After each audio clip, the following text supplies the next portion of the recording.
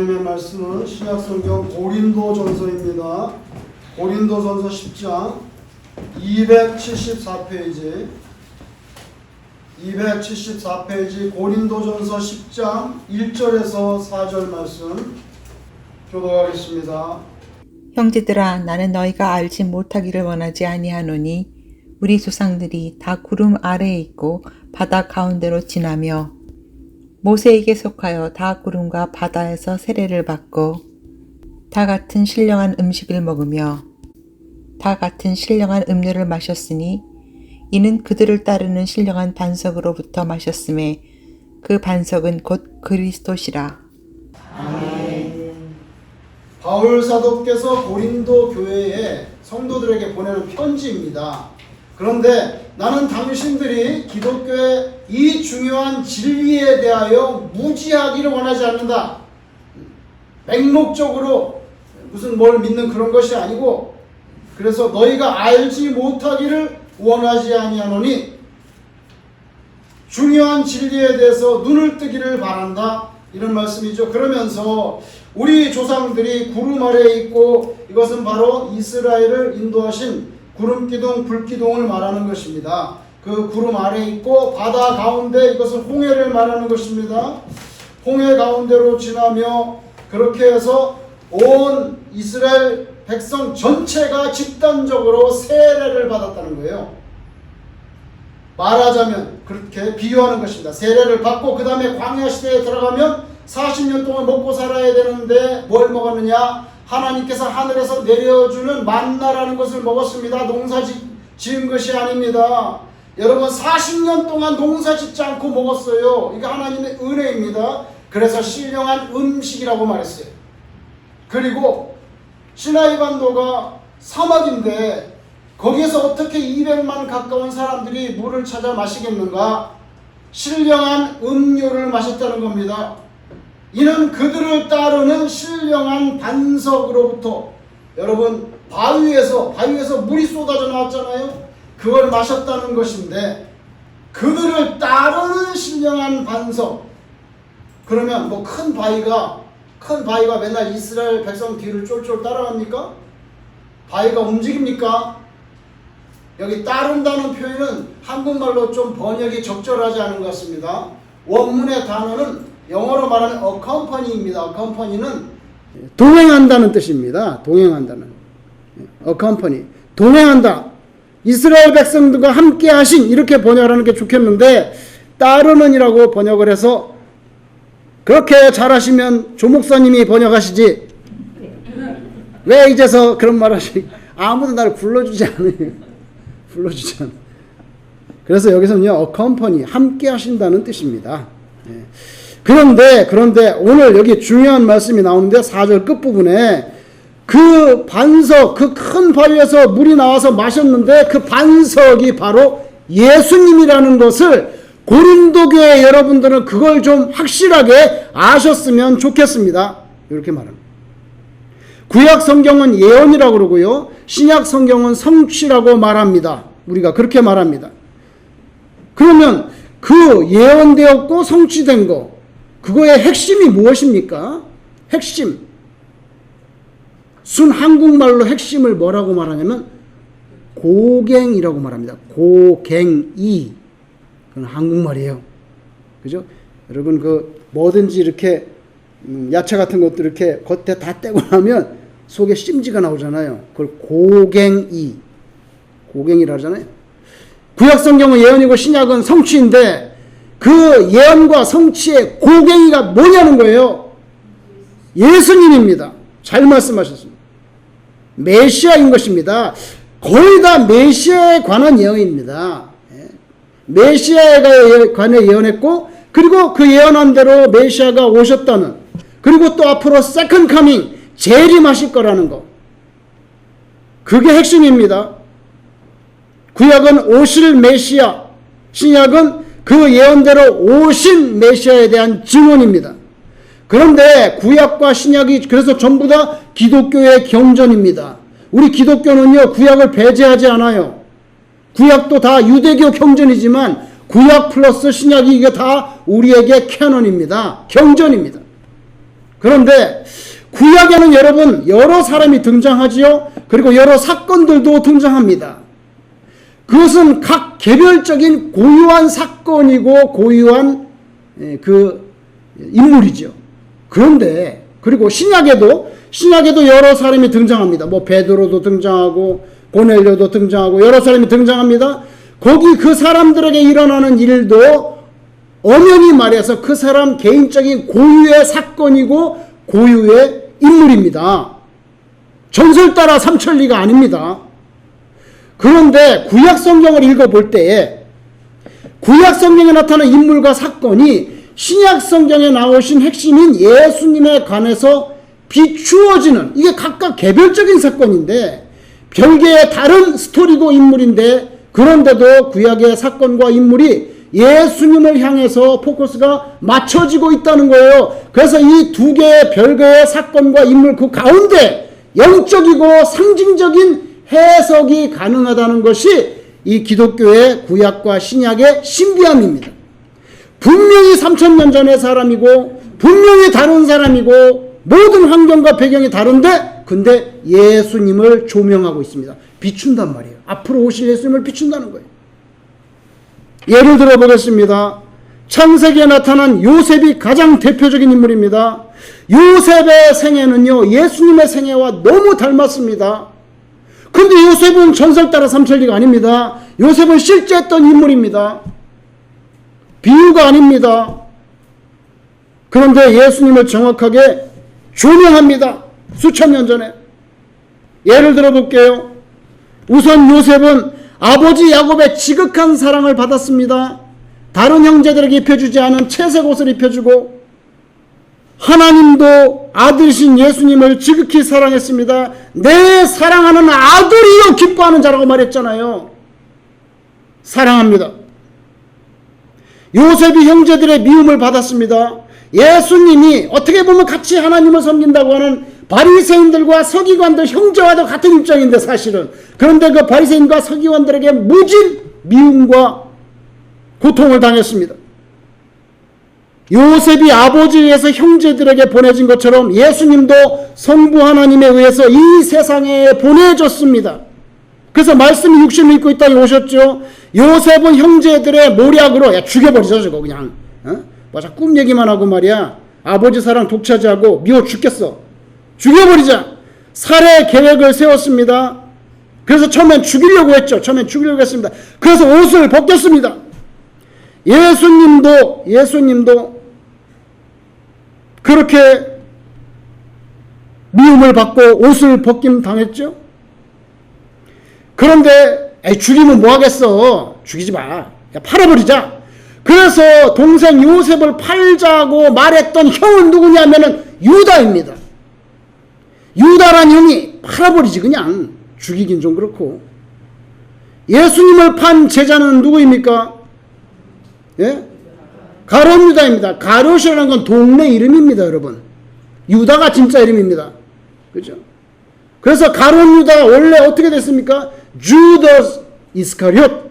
뭡니까? 이스카리옷에서 태어난 유다란 뜻입니다.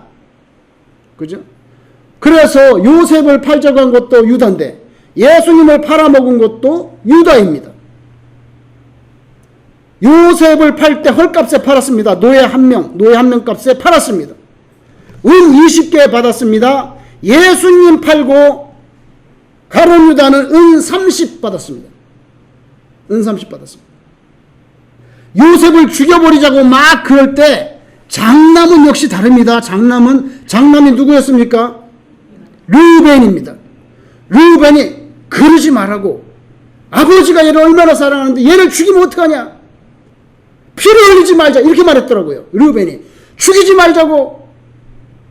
르우벤이 변호했습니다. 예수님이 무죄인 것을 알고 나름대로 예수님을 풀어주려고 누가 노력했습니까? 빌라도입니다. 내가 보니 죄가 없는데 그래도 막 죽이라니까. 그러면 6월절 특사로라도 좀 어떻게 안 되겠냐? 사실 유도한 거죠. 르우벤이 그 요셉을 그렇게 살리려고 노력했는데 사실은 빌라도가 노력했습니다. 끝까지 주장을 했었어야 했는데 자기 일신상의 이유로 손 털어버렸죠. 그게 문제가 된 거예요. 그죠? 요셉이 나중에 억울한 누명 쓰고 감옥에 갇혔습니다. 죄수 높은 고관대작 2명이 들어왔습니다.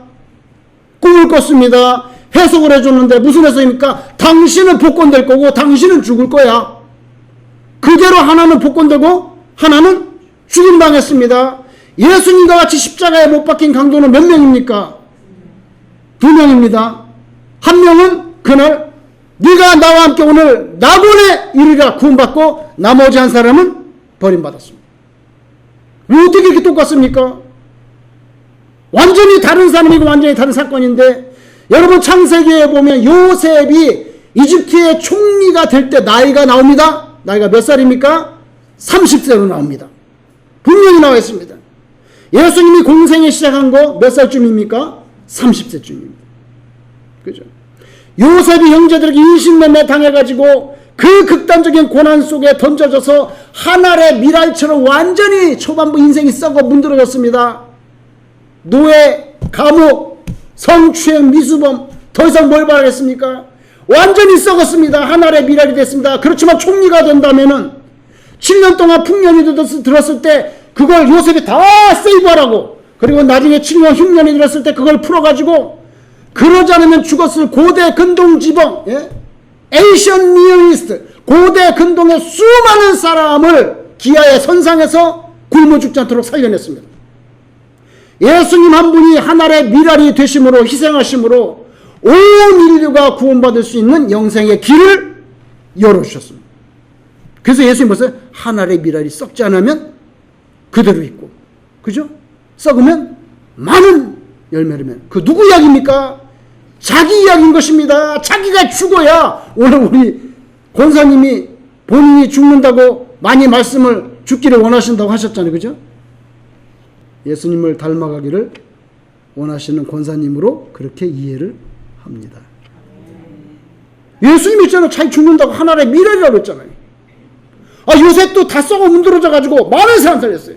예수님 혼자 미랄처럼 되셔서 많은 사람 살렸습니다. 야곱은 요셉이 죽은 줄로만 알았습니다. 죽었습니까? 살았습니까? 살아있었죠?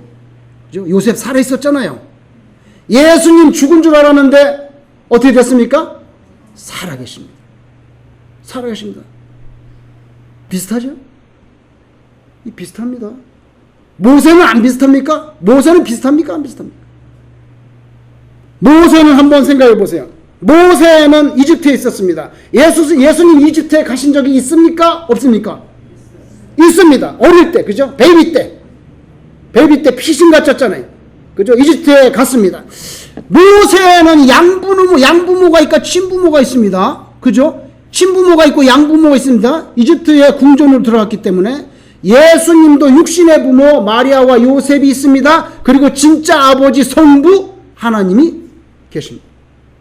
여러분, 모세도 아기였을 때 이집트의 바로 왕이 모세를 죽이려고 했습니다. 베이비 때, 그죠?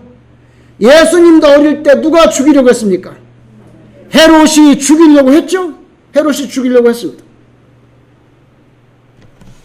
그럼 비슷하지 않습니까? 여러분, 모세가 이스라엘을 인도할 때 광야에서 장로를 세웠습니다. 우리에게는 장로가 몇 분입니까? 예?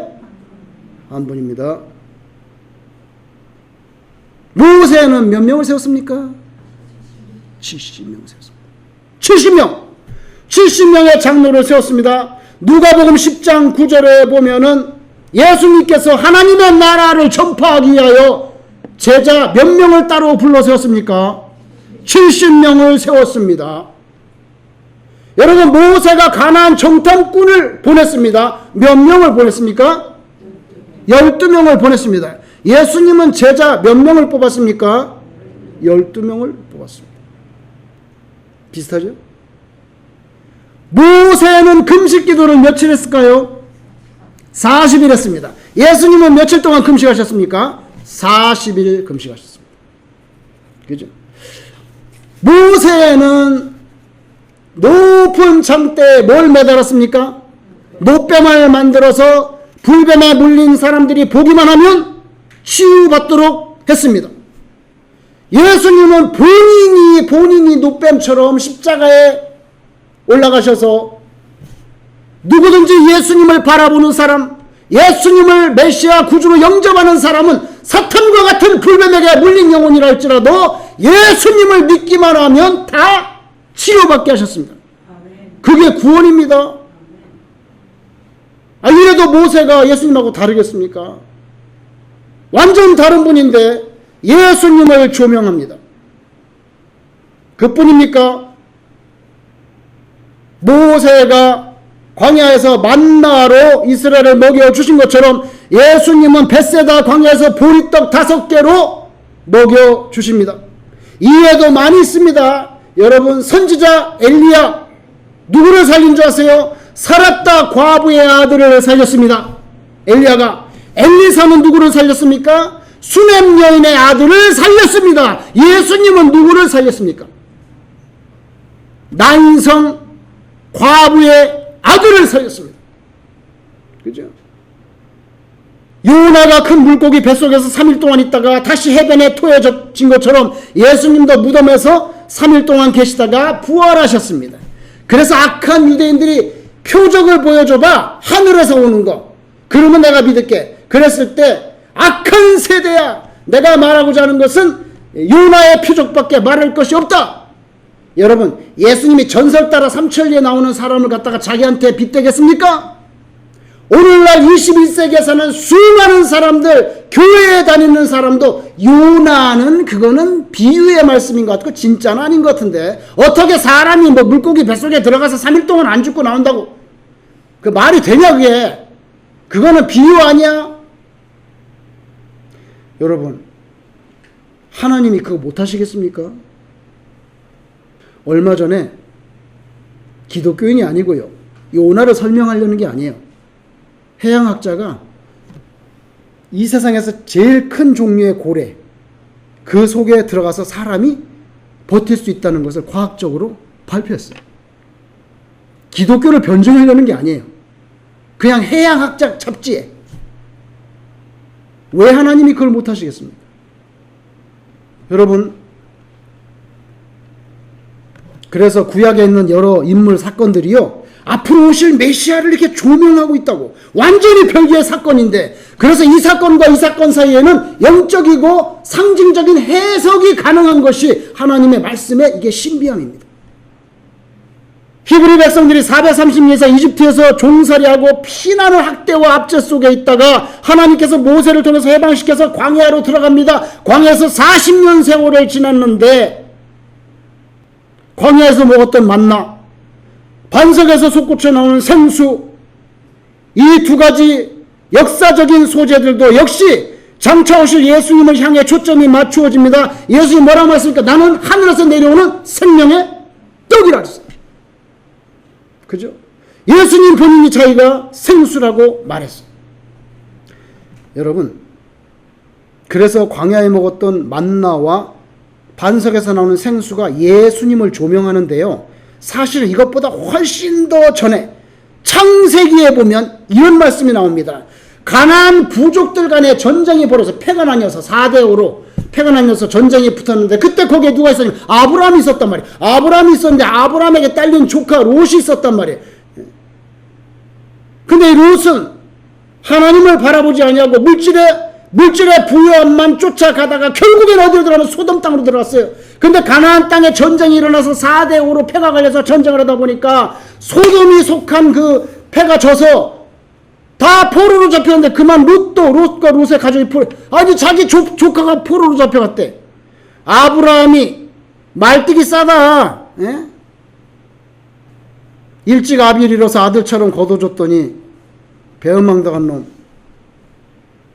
맨날 돈만 생각하고 그게 쫓아가더니 잘됐네 뭐. 시큰 고생이나 해라 봐가지고. 그러지 않았습니다. 그러지 않았어요. 그러지 않고 성경에 보니까 고민도 안 했어요. 이거를 살려줘 봐라, 괘씸한 녀석. 아들처럼 키워놨더니 그런 김에 즉시 출동했어요. 자기 사병 318명을 데리고 성경에 보니까 밤새도록 추격에 올라가서 야음을 틈타서 게릴라전으로 공격해서 싸그리 제거하고 롯과 자기 조카 롯과 가족을 다 구출해서 오는데 소돔 백성들도 다 찾아온 거예요. 소돔 백성들도 다 찾아오고 재산도 다 찾아오니까 아브라함이 돌아오니까 소돔 왕이 어떻게 마중을 안 나오겠어요. 예? 자기는 버리버리한데 뭐 아브라함이 가서 다 구해왔으니까 소돔 왕이 마중을 나오고요. 그 다음에 또 한 명이 마중이 나오는데 바로 살렘 왕 멜기세덱이라는 사람이 아브라함에게 마중을 나옵니다. 그런데 아브라함이 그 노획물의 11조를 드립니다. 누구에게 드렸습니까? 멜기세덱에게 드렸습니다. 아브라함은요, 유대교와 기독교 세계에서 아브라함보다 높은 사람이 있습니까? 없습니까? 없습니다. 아브라함이 가장 높은 사람입니다. 근데 아브라함이 11조를 드렸다고 하면 멜기세덱은 아브라함보다 높은 사람입니다. 예수님을 상징하는 인물입니다. 예수님을 상징하는 인물. 왜 그러냐면 멜기세덱이 승전한 장군처럼 오는 아브라함을 나올 때, 마중 나올 때 뭘 들고 나왔죠? 손에 뭘 들고 나왔습니까?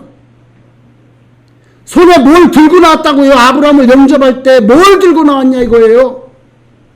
물어보지 말고 빨리 말하세요. 뭘 들고 나왔습니까?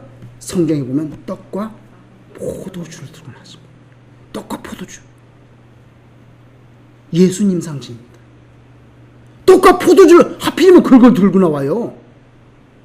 예? 아니 아브라함이 지금 전쟁이 가가지고 막 노획물이 그냥 말하자면 산더미같이 쌓여갖고 근데 지금 떡이 없겠어요? 아브라함에게 포도주가 한 잔 없겠냐고요 지금. 근데 왜 떡과 포도주를 가지고 나오냐고. 멜기세덱이 바로 앞으로 오실 메시아에 대한 예흉론적인 인물로 빛을 쏘고 있습니다. 예수님이 최후의 만찬 때 제자들에게 뭘 주셨죠? 떡과 포도주를 주시지 않습니까? 여러분, 이 구약엔 전부 이거 역사적인 사실입니다. 비유가 아닙니다. 전설이 아닙니다. 기자가 있었으면 사진도 찍고 녹음도 할 수 있는 실제적인 히스토리컬 팩트입니다. 바울이 광야 시대에 그 생명수가 막 쏟아져 나오던 그 반석이 있는데, 반석인데 그 반석이 바로 예수님이라고, 그걸 좀 아시라고, 나는 당신들이 그걸 모르기를 원하지 아니하노라. 무지하지 마라. 여러분, 예수님께서 대낮에 물길로 나온 우물가의 사마리아 여인에게 주셨던 말씀 기억나시죠? 요한복음 4장 13절 14절 예수께서 대답하여 이르시되 이 물을 마시는 자마다 다시 목마르려니와 내가 주는 물을 마시는 자는 영원히 목마르지 아니하리니 내가 주는 물은 그 속에서 영생하도록 솟아나는 샘물이 되리라. 샘물이 되리라. 예수님이 생명수 준다. 영원히 목마르지 않은 생명수. 그러니까 뭐예요? 그 생수가 바위에서 나왔잖아요. 그래서 바울은요, 구약시대에 말하자면 광야교회의 그 반석이 바로 예수 그리스도라는 것을 고린도 교회 교인들이요 깨달으시오. 여러분, 시편 105편 41절에 이렇게 말씀합니다. 잘 들어보세요. 반석을 여신즉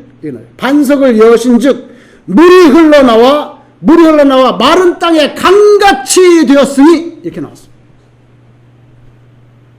원래 소설인데 영화로 만들어가지고 세기의 명작이 된 영화가 바로 배너라는 영화입니다. 여러분도 다 보셨을 거라고 생각해요. 배너를 안 본 사람이 있을까? 이런 생각을 할 정도인데, 여러분, 배너의 첫 장면이 어떻게 나오는지 아십니까? 그거 잘 기억이 안 나는데.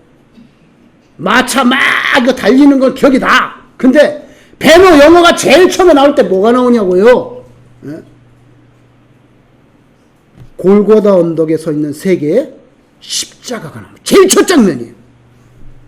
여러분, 이 소설, 이 영화는요 정말 성경 같은 영화예요. 제일 첫 장면이 십자가 세 개가 나온다고요. 골고다 언덕에. 그 배너하고 십자가하고 무슨 관계가 있어? 관계 있어요. 여러분, 베노는요 예루살렘에 사는 부자입니다. 굉장한 부호인데 자기 친구를 거둬들여서 아버지가 아들처럼 키워줬는데 이게 사이가 벌어져가지고 이 친구가 베너를 배반해가지고 베너가 노예로 끌려갑니다. 영화 속에서. 그래서 로마에 해전하는데 그 로마 배비창에 들어가서 이거 뭐죠? 이 노젓는 노예가 된 거예요. 인생에 완전히 비극이 쏟아진 거예요.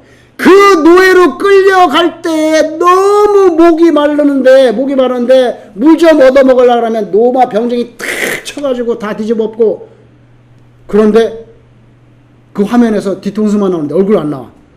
어떤 청년이 물을 딱 떠가지고 베너한테 줍니다. 주는데 거기서 로마 병정들이 손을 못 대. 그래서 그걸 받아서 마셨습니다. 영화에서. 그리고 배 타고 이거 합니다. 그런데 베너가 하는 말이 있어요. 뭔지 아세요? 이게 너무 힘들어가지고 몇 달 되면 다 죽어나간다는 거예요. 노예가. 죽어나가면 교체하고. 너무 피곤하고 그래서 시신이 돼서 다 죽어나가는데 자기는 이거 3년 동안 했대. 3년 동안 했는데 내가 노예로 끌려올 때 그 물을 줬는데 누가 그 물을 마신 다음부터는 계속 힘이 솟아난다는 거예요. 그게 베너가 하는 말이에요. 그래서 자기는 3년 동안 이걸 했는데 지치질 않아. 다른 친구들 옆에서 이거 다 3년 되기 전에 죽어서 시체가 됐는데 자기는 지치지 않았다는 거예요. 그러다가 또 한 번 전쟁이 벌어집니다. 근데 그 전쟁에서 이제 이 베너가 탄 배가 패배해가지고 침몰하게 되죠. 마게도니아 해적하고 로마 배하고 붙었는데 이거 막 하는데 졌어. 그래갖고 다 박살나가지고 이제 다 풍지박산내서 다 물에 빠졌는데 그때 누가 빠졌냐면은 자기가 배에서 이거 하고 있던 사람 대빵이 빠졌단 말이야. 그게 누구냐면 사령관이야. 그 사령관도 물에 빠졌다고 죽게 생긴 거예요. 그 사람 이름이 퀸투스 아리우스라는 사람인데 그 소설에서 퀸투스 아리우스가 물에 빠져가지고 죽어가는데 그걸 누가 구하냐면 베너가 살려냅니다. 그러니까 이 사령관이 자기 목숨을 건진 노예란 말이야. 그래가지고 베너를 자기 아들로 삼아버렸어. 자기 아들로 삼아서 이렇게 계급이 높아진 거야. 아들 됐으니까 로마 시민권 주겠어 안 주겠어요? 당장 주지. 로마 시민권자에다가 유명한 퀸투스 아리우스 장군의 아들이 돼가지고 이렇게 돼가지고 예루살렘으로 돌아왔어요. 그 누구 찾겠어요 이제? 스토리상 누굴 찾겠어요? 친구를 찾는 거예요. 메살라. 나를 노예로 팔아먹었던 이 나쁜 놈. 이걸 찾습니다. 찾아가 복수를 하는데 그 복수가 뭐냐면 이거예요. 달리는 거. 경쟁시험을 유발해가지고 마침내 이제 죽게만 이거 복수예요 이게. 근데 정말 복수한 대로 이 메살라는 무리하게 이거 하다가 이렇게 해가지고 죽어가고 있어.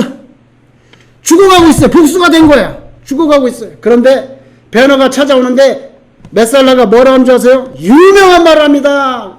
베너를 만나서 경주는 끝나지 않았어. 뭔 소리야? 경주는 끝나지 않았어. 뭔 소린데? 너 네 엄마 보고 싶지? 너 네 시스터 안 보고 싶어? 근데 어디 있는지 모르는 거예요. 베너가. 그 엄마를 못 찾는 거예요. 너 엄마하고 너 시스터 보고 싶지? 너 어머니하고 시스터는 문둥병 걸려가지고 나병 환자들만 모여 사는 계곡에 처박혀서 짐승처럼 살고 있다. 자기가 이겼다는 거예요. 내가 경주에 이겼다는 거예요. 그 이야기를 듣고 베너가 눈이 뒤집잖아요. 그래서 결국에는 찾아냅니다. 자기 어머니하고 자기 여동생을 찾아낸데 문둥병이 걸렸어. 그걸 찾아서 계곡에서 빠져나오는데 그때 그 마지막 장면인데 예수님의 보혈이 십자가를 타고 영화 속에서 십자가를 타고 땅으로 흘러내립니다. 비가 오는데 그 마지막 장면에 예수님의 피가 십자가에서 땅이 흘러내리는데 그 순간에 베너의 어머니와 여동생의 문둥병이 싹 없어지는 거예요. 소설이고 영화이지만 제가 볼 때는 너무나 멋있게 썼어요. 너무나 멋있게 썼어요. 그래서 여러분, 문둥병 같은 인간의 죄, 문둥병 같은 불치의 병과 같은 우리의 죄가 씻어지고 치유가 되는 것은 예수님 십자가에서 흘린 그 보혈의 공로 그거밖에는 다른 길이 없는 줄로 믿습니다. 이게 기독교의 핵심이고 진리예요. 아무리 뭐 고상한 철학을 얘기해봐야 다 꽝이야. 우리의 지적인 호기심을 만족해 줄 수는 있지만 우리 영혼을 씻어내지 못해. 바울은 예수님을 가리켜서 이스라엘이 이집트에서 해방돼서 가나안 땅으로 들어갈 때까지 40년 세월 동안에 이스라엘에게 생명수를 공급한 그 반석, 그게 예수님이라 이렇게 선언했습니다. 여러분, 민수기 20장 11절에 모세가 지팡이로, 잘 보세요, 지팡이로 반석을 때립니다. 반석을 때렸더니 반석에서, 그 큰 바위에서 물이 솟아났습니다. 요한복음 19장 34절, 예수님은 벌써 십자가에서 운명하셨습니다. 벌써 죽었어? 빨리 죽었네? 안 죽었으면 다리를 분질러서 죽이려고 하거든. 왜 그러냐면 유대인들이 이제 안식일이 6월째 시작되니까 성경에 보면 나무에 매달린 자는 저주받은 사람인데 그렇게 밤새도록 매달아 주지 말아 그랬거든. 그러니까 안 죽었으면 빨리 다리 분질러가지고 죽여가지고 빨리 끝내달라고. 우리 이거 6월절 시작해야 되니까. 그래서 벌써 죽었어? 죽었어. 돌아가셨어요. 그런데도 이 군인이 성경에 보니까 이미 돌아가신 예수님의 시신을 두고 마지막으로 한 번 더 말하자면 확인사살하듯이 성경에 보니까 창을 꺼내가지고 예수님의 어디를 찌릅니까? 옆구리를 꽉 찔렀는데 그 순간에 성경에 보니까 예수님의 몸에서 뭐가 나왔습니까? 피와 물이 쏟아졌다고 했어요. 물이 나와. 피만 나온 게 아니라 물. 그렇죠? 모세가 반석을 탁 치니까 뭐가 나왔어요? 물이 났잖아요. 로마 군인이 창으로 옆구리를 쿡 찔르니까 예수님의 물이 쏟아졌어요. 이사야 예언합니다. 이사야 26장 4절, 너희는 여호와를 영원히 신뢰하라. 주 여호와는 영원한 반석이시라. 이렇게 말합니다. 하나님을 반석으로 표현합니다. 이사야가. 또 이사야 17장 10절, 이는 네가 네 구원의 하나님을 잊어버리며, 네 죄가 뭔지 알아? 네 죄가 뭔지 알아? 네가 네 구원의 하나님을 잊어버리는 거, 그게 네 죄야. 그리고 내 능력의 반석을 마음에 두지 아니함이라. 이렇게 나옵니다. 그래서 하나님을 반석으로 비유했습니다. 신명기 32장 4절, 하나님을 반석이라고 말합니다. 모세가. 신명기 32장 15절, 하나님을 가리켜서 뭐라고 해요? 구원의 반석이시라. 18절, 신명기 32장 18절, 너를 낳은 반석, 하나님은 너를 낳은 바위라, 락이라고 그렇게 말씀합니다. 그래서 바울이 예수 그리스도는 반석이시다, 그 선언이 전혀 자기의 어떤 인간적인 연구라든지 인간적인 어떤 지혜에서 나오는 관념론적인 서술이 아니에요. 구약성경 전체를 볼 때 예수님을 반석으로 표현하는 것이 온당합니다. 더 이상 증거를 들 필요가 없습니다. 여러분, 교회를 교회답게 하는 건 뭘까요? 교회를 교회답게 하는 것. 따뜻하게 친절하게 어서 오세요. 식사하고 가세요. 아주 중요합니다. 중요합니다.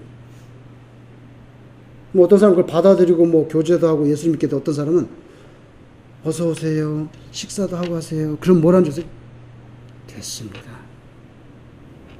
그리고 받아들이지 않아. 됐습니다.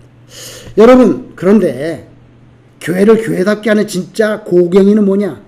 예수님의 십자가 대속의 보혈, 그 복음 뿐입니다. 다른 것은 다 주변적인 거죠. 그 마지노라는 그런 스토리들이에요. 교회 안에서 선포되어지고 증거되어지고 감사되어야 되고 찬양되어야 되는 것은 바로 오직 예수 그리스도의 십자가의 죽음과 부활입니다. 우리 교회는 거기에 초점을 맞춥니다. 그게 진짜 교회가 되는 줄로 믿습니다. 저와 여러분은 뭘 의지하고 살겠습니까? 뭘 기대고 살겠냐고요, 살면서. 우리는 영원한 반석이신 예수님을 의지하고 그분을 믿고 남은 인생을 사시기를 주님 이름으로 축원합니다. 기도하겠습니다.